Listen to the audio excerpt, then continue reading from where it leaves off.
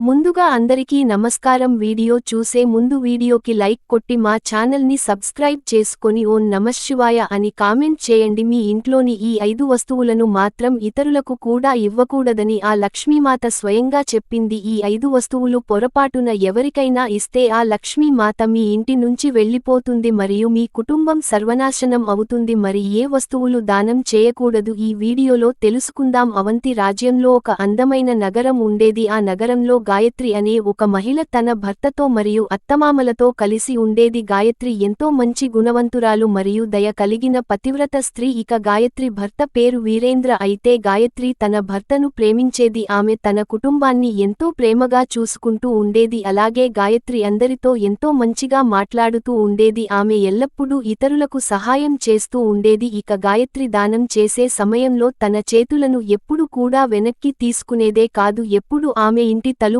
ఎవరు తట్టినా కూడా వారికి దానం ఇవ్వకుండా వారిని వెనక్కి పంపేది కాదు. అంతేకాకుండా గాయత్రి తన పొరుగు వారికి కూడా ఎంతగానో సహాయం చేస్తూ ఉండేది. ఆమె ఇరుగుపొరుగు వారికి అవసరమైన వస్తువులను కూడా ఆలోచించకుండా దానం చేసేది. దీంతో గాయత్రిని ఇరుగుపొరుగు వారు కూడా ఎంతగానో గౌరవిస్తూ ఉండేవారు. ఒకరోజు గాయత్రి భర్త దుకాణంలో దొంగలు పడి సంపదనంతా దోచుకుని వెళ్లిపోయారు. ఈ విషయానికి తెలిసిన గాయత్రి భర్త ఎంతో ఆందోళన పడి తన దుకాణానికి పరిగెత్తుకుంటూ వెళ్తాడు. తన దుకాణంలోని వస్తువులన్నిటినీ ఎవరో దోచుకుని వెళ్లారని చూస్తాడు. దీంతో అతను ఎంతో విచారకంగా మరియు నిరాశతో తన ఇంటికి తిరిగి వస్తాడు. ఆ తర్వాత తన భర్త జరిగిందంతా చెబుతాడు. ఆ విషయానికి విని గాయత్రి కూడా చాలా బాధపడింది. ఆ తర్వాత గాయత్రి తన భర్తకు కంగారు పడకండి, ధైర్యంగా ఉండండి అని చెబుతోంది. ఎందుకంటే మన ఇంట్లో మనకు కావాల్సిన డబ్బు ఉంది కదా, మీరు మళ్లీ మన వ్యాపారాన్ని తిరిగి ప్రారంభించండి అని తన భర్తకు ధైర్యం చెప్పి తన ఇంటి పెట్టె తెరిచి చూసిన గాయత్రికి తన పెట్టె కూడా పూర్తిగా ఖాళీగా ఉంటుంది. అంటే తన ఇంట్లోని వస్తువులన్నీ కూడా చోరీకి గురయ్యాయి. ఇక అది చూసిన గాయత్రి మరింతగా బాధపడుతుంది. అసలు ఇదంతా ఎలా జరిగిందో ఆమెకు అర్థం కావడం లేదు. దీంతో గాయత్రి భర్త ఆమెపై చాలా కోపంతో గాయత్రి నిజం చెప్పు, మన ఇంట్లో ఉన్న డబ్బులన్నీ ఏమైపోయాయి, వాటిని అసలు నువ్వు ఎక్కడ పెట్టావు అని అడిగాడు. వెంటనే గాయత్రి ఏవండీ, నేను ఇంట్లోనే ఉన్నాను, అలాగే మీరిచ్చిన డబ్బులు అన్నిటినీ కూడా నేను భద్రంగా పెట్టెలోనే దాచి పెట్టాను, కానీ వాటిని ఎవరు దొంగలించారో నాకు కూడా తెలియదు. దయచేసి మీరు కోపం తెచ్చుకోకుండా ప్రశాంతంగా ఉండండి, మనం వీలైనంత వరకు ఈ సమస్యకు త్వరగా పరిష్కారం కనిపెడుదాం అంది. ఆమె మాటలు విన్న వీరేంద్ర, నువ్వు ఎప్పుడు కూడా అంతే, నా మాట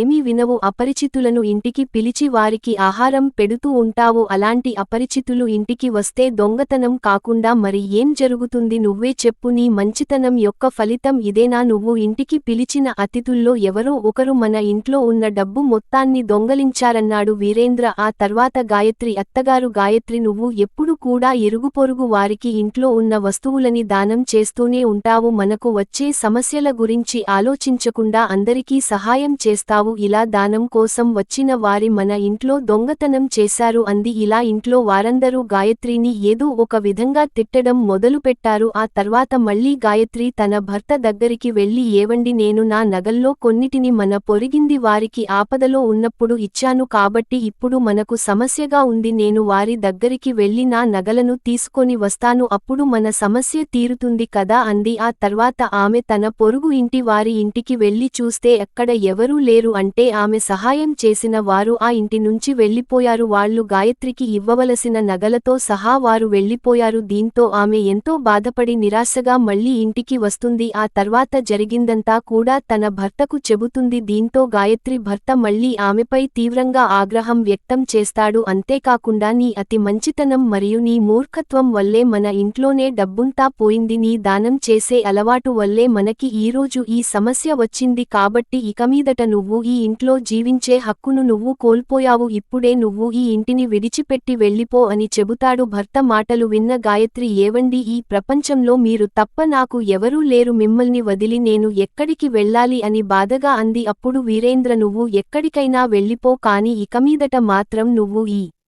ఇంట్లో ఉండటానికి వీలు లేదు. నీ వల్ల నా కుటుంబం అంతా సర్వనాశనం అయిపోయింది. నువ్వు ఇంకా ఇక్కడే ఉంటే ఇంట్లో ఉన్న మిగతావి కూడా నాశనమైపోతాయని అంటాడు. గాయత్రి మాత్రం ఇవ్వండి దయచేసి ఈ విధంగా అనకండి. నేను ఎలాంటి నేరం చేయలేదు. మీరు లేకుండా నేను ఏ విధంగా బ్రతకగలను? దయచేసి నన్ను ఇంట్లో నుండి గెంటి వేయకండి అని వేడుకుంటుంది. కానీ వీరేంద్ర మాత్రం ఆమె మాటలు అస్సలు వినడు. ఆమెను నిర్దాక్షణంగా ఇంటి నుంచి గెంటేసి ఈ విధంగా అంటాడు, నువ్వు దయచేసి ఇంటి నుండి వెళ్ళిపో. ఇక మీదట ఎప్పుడు కూడా మళ్ళీ ఇక్కడికి తిరిగి రావద్దు. అవసరమైతే ఏదైనా నదిలోకి దూకి చచ్చిపో, కానీ నువ్వు మాత్రం మళ్ళీ రావొద్దు. నువ్వు ఇక మీదట నాతో పాటు కలిసి జీవించే హక్కును కోల్పోయామని చెబుతాడు. ఇక గాయత్రి కన్నీరు కారుస్తూ తన భర్త ఇంటి నుంచి బయటకు వెళ్ళిపోతుంది. ఆ తర్వాత ఆమె లక్ష్మీదేవి గుడికి వెళ్లి ఆ అమ్మవారి విగ్రహం ముందు కూర్చుని, అమ్మ లక్ష్మీ మాత, నేను స్థితిలో ఉన్నానంటే నేను నిజంగా ఏం పాపం చేశాను? నేను ఎప్పుడు కూడా నిన్నే ఆరాధిస్తూ ఉండేదాన్ని కదా, మరి నా ఇంటిని ఎందుకు నువ్వు వదిలి వెళ్ళిపోయావు? దయచేసి చెప్పు లక్ష్మీ మాత, నేనేం పాపం చేశాను? ఏం నేరం చేశానో? నీకు అసలు నా మీద ఎందుకు కోపం వచ్చిందో దయచేసి చెప్పమ్మా అని ఏడుస్తూ వేడుకుంటూ ఉంటుంది గాయత్రి ఆ రోజంతా కూడా. లక్ష్మీదేవి గుడిలోనే కూర్చొని ఆలోచిస్తూ ఏడుస్తూ, నా భర్త పరిస్థితికి నిజంగా నేనే కారణం, నాకు నిజంగా బ్రతుకే హక్కు లేదు. ఈ విధంగా ఆలోచించి గాయత్రి తన జీవితాన్ని తెగించడానికి దగ్గర్లో ఉన్న నది వైపు వెళ్తూ, లక్ష్మీమాత, ఇప్పుడు నేను నిజంగానే నా ప్రాణాలు తీసుకోబోతున్నాను. అమ్మ లక్ష్మీదేవి, నా భక్తిలో ఏమైనా లోపాలు ఉంటే దయచేసి నన్ను క్షమించు. నా భర్త లేకుండా నేను బ్రతకలేను. అందుకే ఈ నదిలోకి దూకి నా ప్రాణాలు విడివాలనుకుంటున్నానని చెప్పి గాయత్రి నదిలో దూకపోతూ తుండగా ఆమె ఎదురుగా లక్ష్మీమాత ప్రత్యక్షమైంది. ఆ తర్వాత లక్ష్మీమాత గాయత్రితో, నా ప్రియమైన భక్తురాలా గాయత్రి, నువ్వేం చేస్తున్నావు? ఆలోచించావా అని ప్రశ్నించింది. ఇక గాయత్రి కళ్ళు తెరిచి చూసిన వెంటనే ఆమె ఎదురుగా లక్ష్మీదేవి ఉంటుంది. ఆమెను చూసిన గాయత్రి చాలా ఆనందిస్తుంది. ఆ తర్వాత గాయత్రి, ఓ లక్ష్మీమాత, నన్ను దయచేసి క్షమించండి, నేను నిజంగా చాలా పెద్ద పాపం చేయబోతున్నాను అంది. అప్పుడు లక్ష్మీదేవి, గాయత్రి, నా ప్రియమైన భక్తురాల, ఓ మనిషి ఆత్మహత్య చేసుకోకూడదు. అది నిజంగా ఒక మహాపాపం. దేవుడిచ్చిన శరీరాన్ని నీ అంతట నువ్వు నాశనం చేయరాదు. అప్పుడు లక్ష్మీదేవి, ప్రియమైన గాయత్రి, నాకు అన్నీ తెలుసు. నీ భర్త నిన్ను ఎందుకు వదిలేశాడో కూడా నాకు తెలుసు. అయితే ఇదంతా కూడా నిజంగా నీ తప్పు వల్లే జరిగిందమ్మా. నువ్వు తెలియకుండానే నీ ఇంట్లోని కొన్ని వస్తువులను ఇతరులకు దానం చేశావు. దానివల్ల ఈరోజు నీ ఇంటిని నేను విడిచి వెళ్ళిపోవాల్సిన పరిస్థితి వచ్చింది అంది లక్ష్మీదేవి. గాయత్రి, ఏ మహిళ అయితే తన ఇంటిలో నుండి కొన్ని వస్తువులను ఇతరులకు ఇస్తుందో అటువంటి మహిళ ఇంట్లో నేను ఉండలేనంది. లక్ష్మీదేవి మాటలు విన్న గాయత్రి, అమ్మ లక్ష్మీ మాత, దయచేసి నన్ను క్షమించు. ఆ వస్తువులేమిటో నాకు తెలియదు. నేను ఏ వస్తువులను దానం చేయడం వల్ల మీరు నా ఇంటిని వదిలి వెళ్ళిపోయారో చెప్పండి అని అడిగింది. అప్పుడు లక్ష్మీమాత, గాయత్రి, నువ్వు నేను చెప్పబోయే వివరాలు శ్రద్ధగా విను. ఒక స్త్రీ ఇతరులకు ఇవ్వకూడని ఆ వస్తువులు ఏమిటో నేను నీకు చెబుతాను. వీటిని దానం చేయడం వలన నీ నటువంటి ఇంట్లో నుండి శాశ్వతంగా వెళ్ళిపోతాను. ఇక అటువంటి వాటిలో మొదటి వస్తువు ఉప్పు. ఉప్పు అసలు దానం చేయకూడదు. ఉప్పు దానం చేయడం వల్ల దాని స్వీకరించే వ్యక్తి ఎప్పటికీ రుణపడి ఉంటాడు. అందుకే ఉప్పు తీసుకోకూడదు. ఉప్పు దానం చేస్తే అది శుభం కాదు. ఇక రెండవ వస్తువు చీపురు. చీపురు ఇల్లు శుభ్రం చేసే వస్తువుగా మాత్రమే కొంతమంది పరిగణిస్తారు. కానీ నిజానికి చీపురు లక్ష్మీదేవితో సమానం, అంటే నాతో సమానం. అందుకే అది ఎంతో విలువ కలిగిన వస్తువు. చీపురుని ఇతరులకు ఇవ్వడం అంటే మీ ఇంట్లోని లక్ష్మీదేవిని వాళ్లకి ఇస్తున్నట్టు లెక్క. ఇలా చేస్తే వారి ఇంట్లో ధనం నిలువ, ఆర్థిక సమస్యలు వెంటాడుతాయి. మూడవ వస్తువు పదునైన వస్తువులు. కత్తి, కత్తిరా, చాకు వంటి పదునైన వస్తువులు ఎప్పుడూ దానం చేయకూడదు. ఇవి అశుభకరమైనవిగా పరిగణిస్తారు. వీటిని దానం చేయడం వల్ల ఇతరులతో ఉన్న సంబంధాలు తెగిపోయే అవకాశం ఉంటుంది. ఇంట్లో గొడవలు జరిగే అవకాశం ఉంటుంది. చెడు శక్తులు ఇంట్లోకి ఆహ్వానించిన అవుతుంది. కాబట్టి వస్తువులు ఎప్పుడూ దానం చేయకూడదు. నాల్గవది దుస్తులు. ఎంతోమంది పేదలకు వస్త్ర దానం చేస్తూ ఉండడం చూస్తూనే ఉంటాం.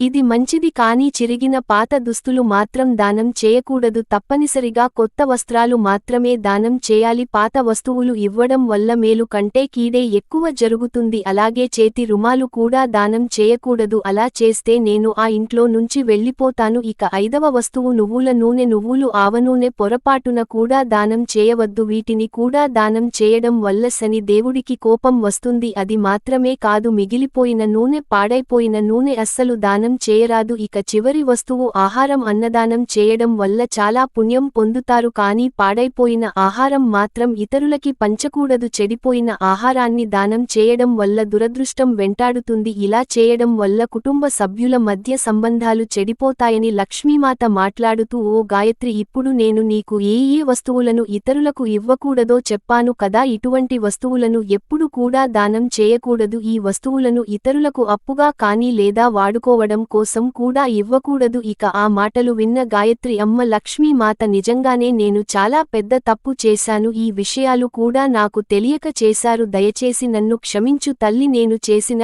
ఈ తప్పులకు ఏ విధంగా ప్రాయశ్చిత్తం చేసుకోవాలో చెప్పమ్మా అని లక్ష్మీదేవిని భక్తిశ్రద్ధలతో ప్రార్థిస్తుంది. అప్పుడు లక్ష్మీమాత మాట్లాడుతూ, నా ప్రియమైన భక్తురాలా గాయత్రి, నువ్వు ఇప్పటికే చేయవలసిన ప్రాయశ్చిత్తం చేసుకున్నావు కాబట్టి నువ్వు ఇప్పుడు తిరిగిన ఇంటికి వెళ్ళిపో. నీ సంపద అంతా కూడా నీతో పాటు తిరిగి వెనక్కి వచ్చేస్తుందని చెప్పి లక్ష్మీదేవి అంతర్ధానం అయిపోయింది. అప్పుడు గాయత్రి కూడా తిరిగి తన ఇంటికి వెళ్తుంది. అప్పటికే ఆమె భర్త కూడా గాయత్రిని వెతుక్కుంటూ గాయత్రి దగ్గరికి వచ్చి ఆమెకు క్షమాపణలు చెప్పి, గాయత్రి, నా ప్రియమైన సతీమణి, నన్ను క్షమించు. నేను నిజంగా నిన్ను అనరాన్ని మాటలు అన్నాను. నువ్వు నిజంగా మన ఇంటికి లక్ష్మీదేవి లాంటి దానివి. నువ్వు చేసిన పూజ ఫలితాలు వలని ఆ లక్ష్మీమాత తిరిగి మనల్ని అనుగ్రహించింది. మన సంపద అంతా కూడా తిరిగి పొందాము. మన సంపదను దోచుకున్న వారు ఆ సంపదను మనకి తిరిగి ఇచ్చేసి నాకు క్షమాపణలు కూడా చెప్పారన్నాడు వీరేంద్ర. ఆ మాటలు విన్న గాయత్రి చాలా సంతోషించి తన భర్తతో కలిసి తిరిగి తన ఇంటికి వెళ్లి ఈ సంతోషంగా జీవించడం మొదలుపెట్టింది. ఆ తర్వాత నుండి గాయత్రి ఈ వస్తువులను మాత్రం ఎవరికీ దానంగా వాడుకోవడానికి కూడా ఇవ్వలేదు.